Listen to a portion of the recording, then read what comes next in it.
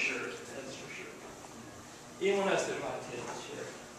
Yes, go ahead. And then I'm Rachel Moreland, and I'm from a church here, Washington City Church. And when I met her, was here, and she's a very sweet person. And I guess she got attached to me because of Rachel, because I'm Rachel.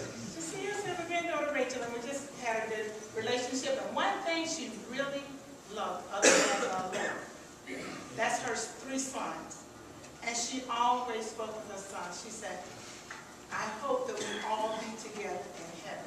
And that was something that was always on her heart, was for her sons to be with her in heaven. So she was just a lovely person to be with. She loved everybody. Amen. Children, middle age, senior, it didn't matter. And she always had something to give herself. And she loved me also. Amen. Pam, please. My name is Pam Rogers, and I'm class of 8. I haven't seen Mrs. Kirk but I think 2 times since I graduated, just a few short years ago. But she was the kind of person that made such a lasting impression. How could you not just be touched by her just by seeing her one time? She was awesome. Amen. Yes, sister. I met Sister Kirk in the later years of her life. And I noticed one thing about her. She was always smiling. I never met her and I can't remember her face. I'm struggling to remember one time that I saw her when she wasn't smiling. No matter what she was going through, she carried it with a smile. When I came to church, I would always go over at Augusta first and hug her. And at that time, she was being brought to church by somebody else. She'd come in walking on her cane at that time. And I'd say, "Miss Ora Mae, how you doing?" She said, "I'm fine." And she was smiling, "I'm just fine." And she said, "But what I want to know is how are you doing?"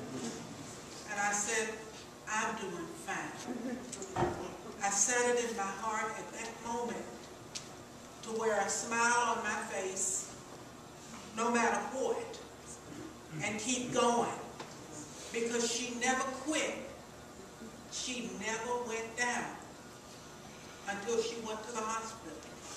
And then when my husband and I went to the hospital and we teased her, her mind was just as clear as ever.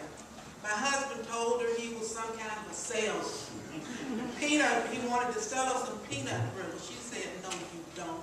I know who you are. You're from my church. You come over here and hug my neck." And she was still smiling, laying flat on her back in pain, but she carried it well.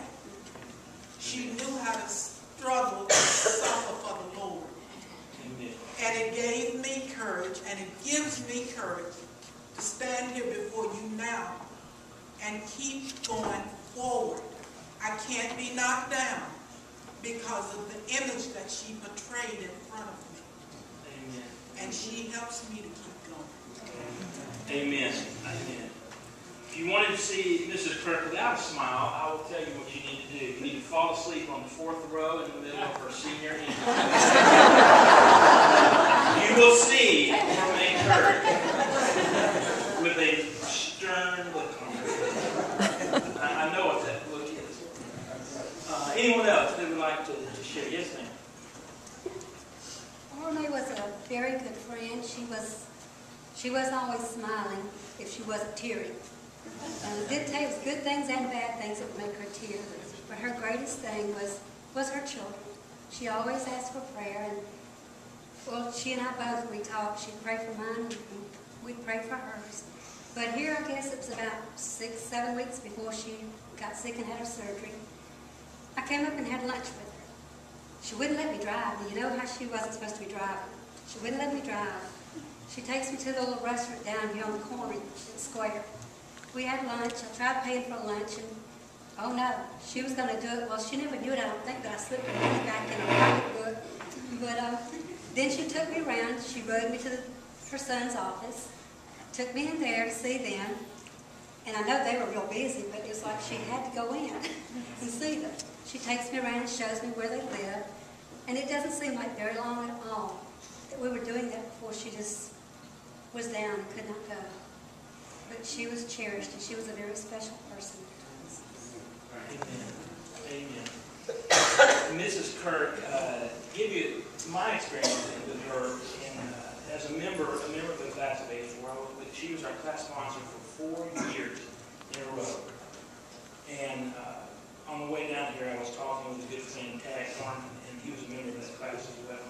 And one of our benefits was that in our class, we had, it was a small class of about 27 people that graduated, and at least 14 of us were together for 4 years with Mrs. Kirk. And probably 20 out of 27 were there for 3 years with her as our class sponsor. So we became very close. And, you know, I think about Mrs. Kirk. I remember her, you know, the things that she would do, very, how would I say, formal. She liked some formality. She liked to be proper and those type of things. I got in big trouble when I was a senior, and it was a month before graduation, and I had been denied my inalienable right to play jazz music at a talent show. It was a terrible injustice. And with the exuberance and the idealism of youth, I went back to the committee and auditioned the longest-haired, over-the-top Rachmaninoff piano piece that I could imagine. The one that goes, dun, dun, dun, dun, dun, dun, dun. And so what I did was I memorized the first 3 bars of Rachmaninoff and auditioned it, and they said, okay, yeah, that's good. Well, the night of the program, in conjunction with 2 of my other classmates, who had strict orders not to let them close the curtain no matter what, I sat down at the piano, played my opening bars, stood up, threw the music over my shoulder, and shouted, "Roll over, Beethoven," and launched into a ragtime piano piece that I had auditioned that I was denied. The principal and the music teacher were waiting for me when I got off stage, led me out the back door, and were noticeably upset and probably rightfully enraged. But the music teacher a little more so. And she and one of the other music teachers took great exception to what I had done, and went to the faculty and recommended they would like my expulsion from the school 4 weeks before graduation. And if they couldn't have me expelled from school for this obvious disobedience, that I would be denied all the scholarships for college that I had qualified for based on my academic standing.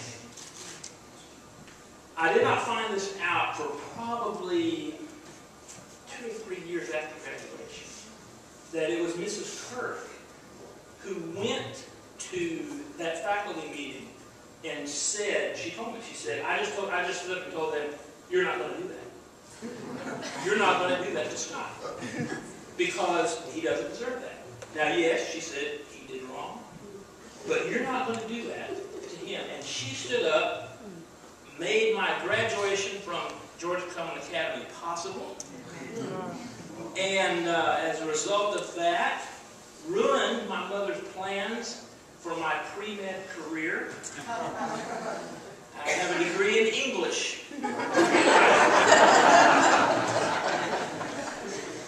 And have continued to do that even in ministry.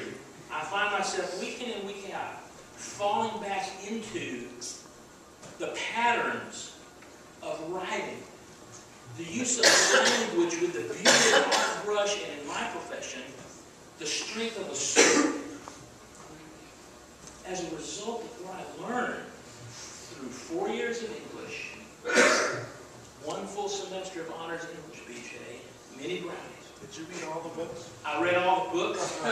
If you come to the office at the Bristol Seventh-day Adventist Church, you can find the entire honors English library from Georgia Tillman Academy in 1983 on the shelf behind my desk. You know, as I was thinking about this and coming down here today and was talking to Tag, and he was just wanting to be here so bad. His family was on a trip in Florida. They were just unable to get back. As we were talking about it, I said, you know what? It would be inappropriate for us to meet together with Mrs. Kirk's at Mrs. Kirk's funeral without a grammar review. It just, I can't get away from it. And especially what I'm talking about is the use of the personal possessive pronoun. I know everyone here is very familiar, you're up to date on your grammar, personal possessive pronoun. And I will say to you this way, with Mrs. Kirk, when you were around her, you became a different type of person. When you were around her, she would then refer to you as my. You were my children, my grandchildren, my students, my kids. Over and over, these are my kids. Every student she ever had received the same. This is my kids. And in a crazy way, if you listen to the conversations in this room and throughout this day, you will begin to hear another thing. Because of what she put into our lives, we all begin to refer to her as my mother, my grandmother, my teacher. There is a mutual ownership that I felt with Mrs. Kirk that is a rarity with people in general and with people. And so today, the reason that I think we were all here is that we were all hers and she was ours. Amen.